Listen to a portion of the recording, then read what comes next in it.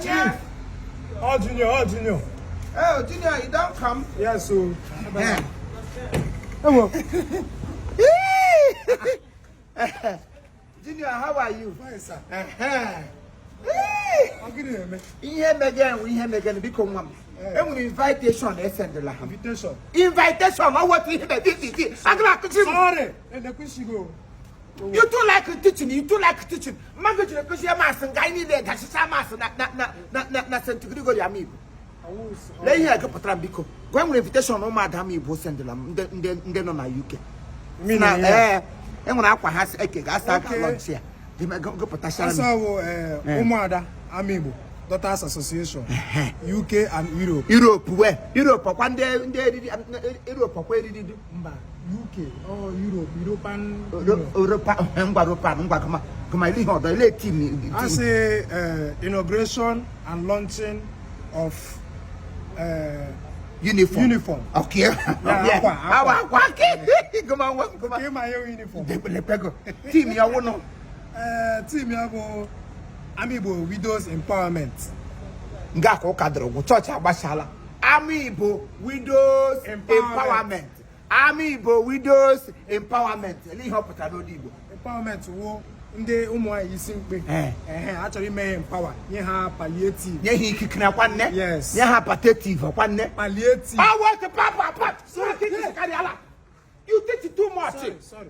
And you have to teach an pathetive na plantation me people. Oh to pam. Sorry. Apam se palie gelu. I don't like continue mo kati. Makatine ken na kemuna gitere mo titingo gbam. Ntipogoshi. Ntiere go batano.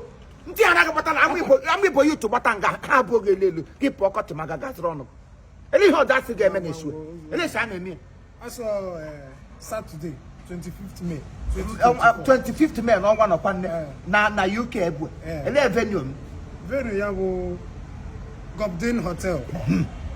166 Hagley Road, Birmingham, United Kingdom. The closer nearer place, Birmingham International Airport. Or nearer the address to the venue to the launching of the inauguration to Widow. Yes. Chineke no nye bri baliala. Ke last year ha mere him jiri rio tem ya mam ne gatem. Ke last year ha mere asum wo ke posit ande window na ande window wim. Widow. Oh what him and the kan wa yi window wo ke window wim. Look at him, sorry. I will leave you, sorry. Walk at window him. Why window was. I need a quick on a line. I want my guy. Son bit us. So son German when they we have Francis, machine age at walk. We have Vinatus, Bunjin age at walk.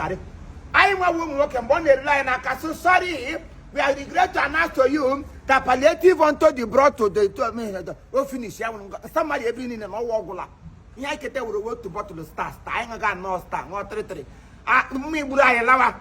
My one day book of she. Kete equally empowerment. Here, Papa can we keta. I won't window time. Yeah, we are one to be a woman. You will say, we are going to widow now. Oh, what about him? I want to hear. Here we are wonder.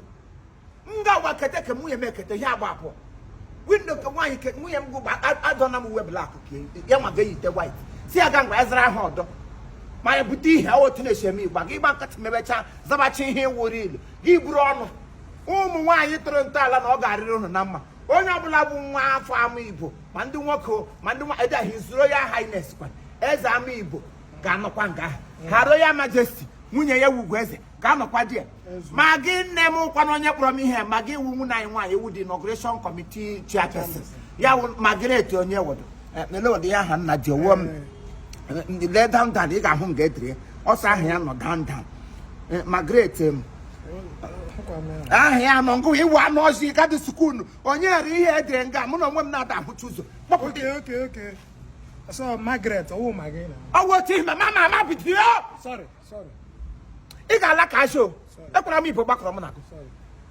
election kwa 25 ka na eme 25th onye ọbụla bụ nwa afọ ama Igbo ma nwoke ma nwaanyị bịa n'tikọta aka ka anyị lọnchara ụmụ ada anyị akwa ha anyị lọnchara ha akwa ha anyị mekwana ha inauguration eme ha inauguration ha anya anyị protective ya wụ ngwongwo na ngwongwo ihe eji enye ndị window ngị wurukwanụ digile anya na enwere otu osiri zara window ma nata ihe ịlọta gị zawa ahụ marriage husband ọ wotu na-esheme Chineke nna ekele dịrị ụmụ ada anyị ndị ke UK ngụrụ ha na-atụ ntọala na ọ ga-arịrị na mma window wa let's here I come Junior hey Junior zo na phone mo Junior